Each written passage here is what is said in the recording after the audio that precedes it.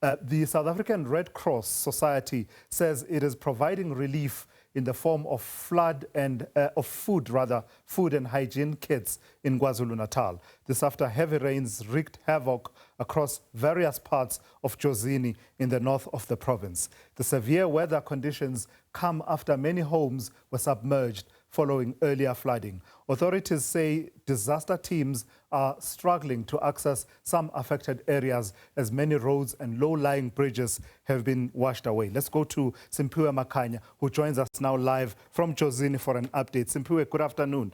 Bring us up to speed the extent of the damage and the impact that it is having on lives and livelihood in the area.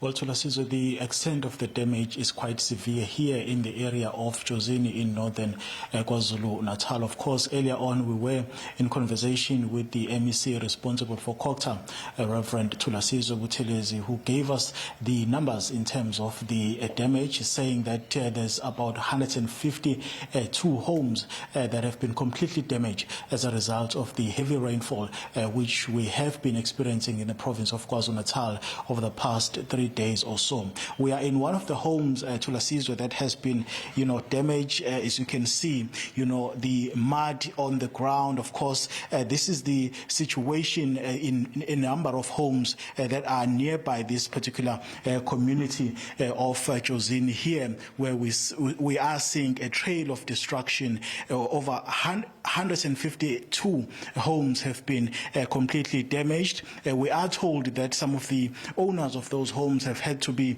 relocated to, seek shelter elsewhere in community halls as well as schools around this particular area. Let's try and get a word from one of the victims of this particular situation here on the ground. Thulasizwe, masikubingelele sikwamukele endabeni sibonga kakhulu ngesikhathi sakho. Sichazele makwenzekeni endlini yakho. Ngibona isimo esishaqisayo.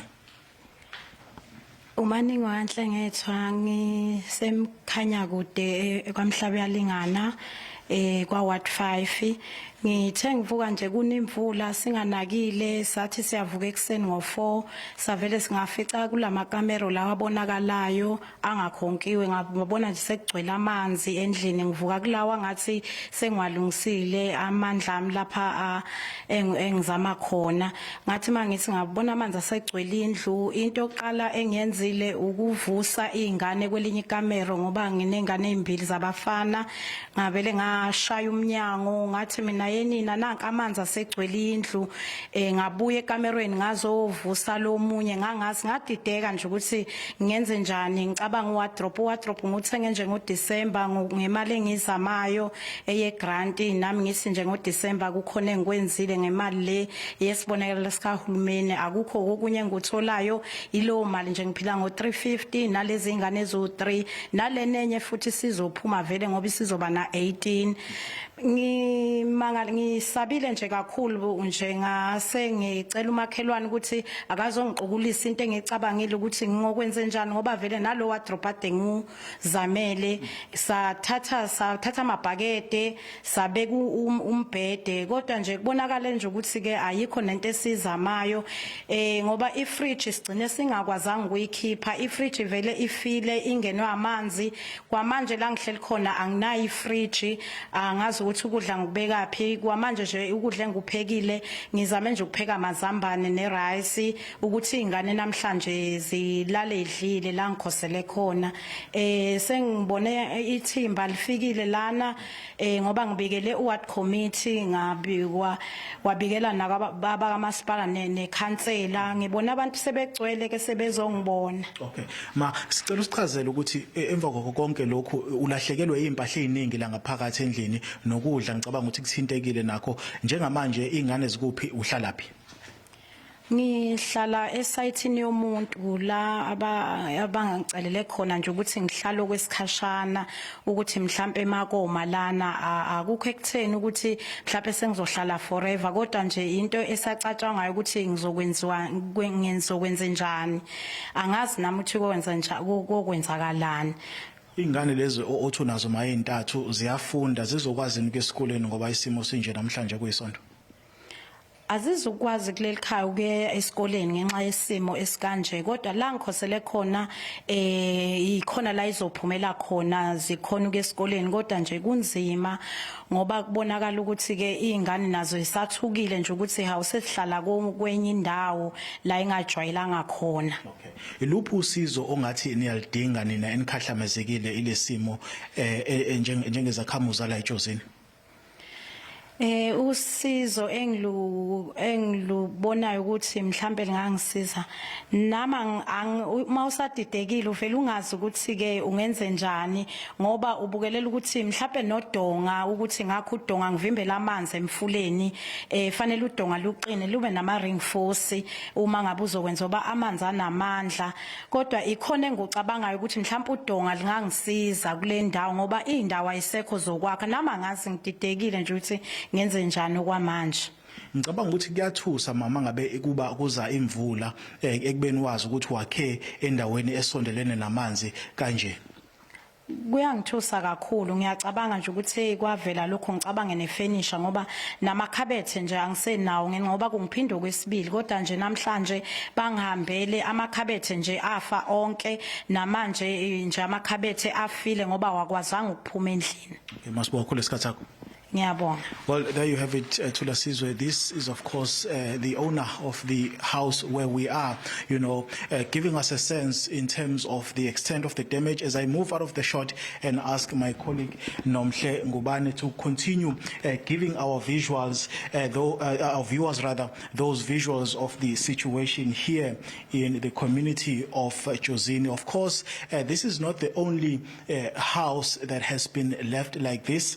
There are others which are around this particular community. The MEC responsible for Kokta in KwaZulu-Natal earlier on saying to us that disaster teams continue to be on the ground to try and assess the extent of the damage. But what is clear from what we can see is that this particular damage will amount to millions and millions of rands. It's not only the homes that have been destroyed, Thulasizwe. We are also talking about the critical infrastructure such as roads, bridges that have also suffered the same fate. The owner of this house telling us earlier on that she has been, accommodated in a house which is not far from where we are. Of course, looking at the situation that her home find itself in. Of course, the 3 children that she lives with have also been accommodated elsewhere. So it's not quite clear how long this particular situation will unfold. But what was quite clear from what we can see is that they do require urgent intervention and help, particularly from the provincial government, saying that of course KwaZulu-Natal provincial government is going to be working with other organizations such as Red Cross to try and bring the necessary intervention that is required to help some of the victims of this situation. Simphiwe, before you go, the damage that has happened there is quite visible from the visuals that you are showing us.